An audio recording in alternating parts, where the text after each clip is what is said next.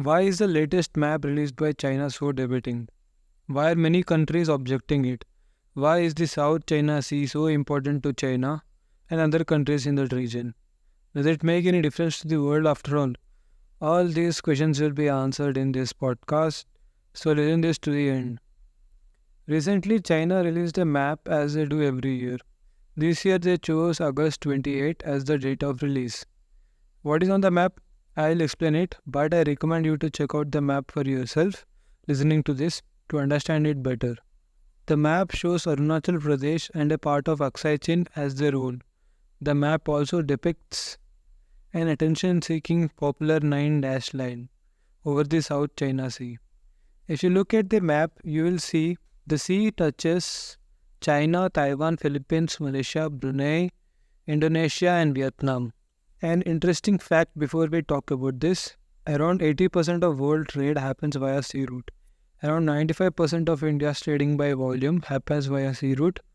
I would call it maritime trade, if that sounds professional. In case of South China Sea, trade worth of 5.3 trillion US dollars passes through it every year. It accounts for 60% of global maritime trade and about 22% of total global trade. 40% of global petroleum transit passes through it.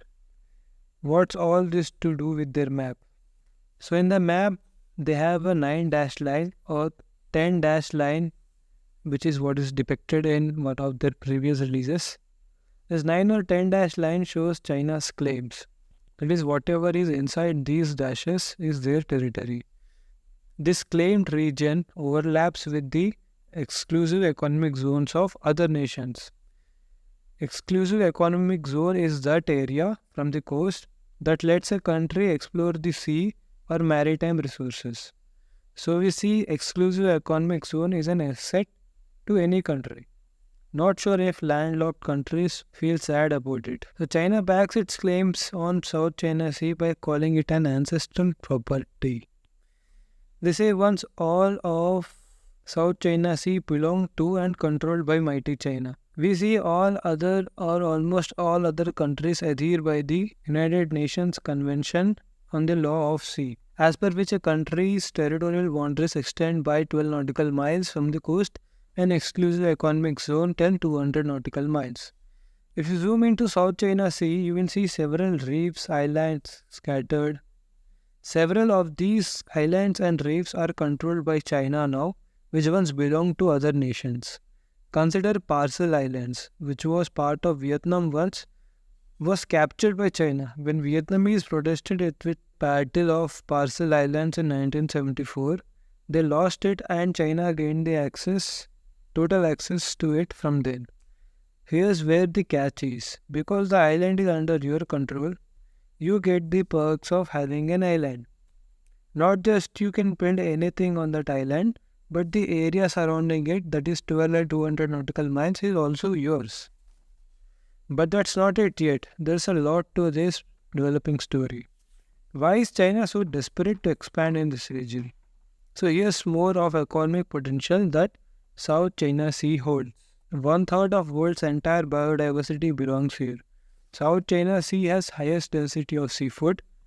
There's also massive presence of oil and gas reserves. There is also presence of rare earth metals for technology purposes. South China Sea connects Indian Ocean to Pacific Ocean, making it an important transit lane. So anyone who controls this region controls maritime trade of the world. As China has occupied Spratly Islands, Parcel Islands, Mischief Reef, Subi Reef and several other such islands and reefs, there's a high possibility that China will build a military base on them in future. In fact, some articles on internet suggest China has already done that. Not just on what they have occupied, but they have also built artificial islands and built military bases on them. Now, what does a military base do? Well, you can deploy aircraft, missile, all other military weapons to target anything on water, air and land in the surroundings. These military bases make the South China Sea a potential choke point. Now, what's a maritime choke point? Look at the examples first. Suez Canal, Panama Strait, Malacca Strait, Hormuz Strait, Turkish Strait. So these are some examples of choke points. Now, any country that controls or owns such choke points can block the access for the ship movements in conflict situations. What happens then? If ship can't move, trading can't continue, thus damaging the economy of those nations who are blocked. Here's another catch that softens China's aggression. It is a choke point named Malacca Strait, situated between Indonesia, Malaysia, and Thailand. It is an economic and strategic corridor that connects India Ocean and South China Sea, thus connecting Africa, Middle East, and India with China, Japan, and Korea. So all the ships that enter or exit South China Sea from Indian Ocean will have to cross this narrow passage of water, Malacca Strait. It isn't under one particular nation's control, but is certainly near Andaman and Nicobar Islands, which are part of India. So those ships will initially or lately pass by the Andaman and Nicobar Islands. Soon a defense corridor will be established in those islands, then Malacca Strait will become more than a choke point. This is what advantages us and disadvantages China. A good part of China's economy is dependent upon trading through Malacca Strait. So in a conflict situation, if Bharat chokes that point, China's economy will be paralyzed. And China very well knows it. That's why we see China looking at alternatives. One such is said to be Belt and Road Initiative. The map also offends other nations. China included some part of geographical area of Russia under its own.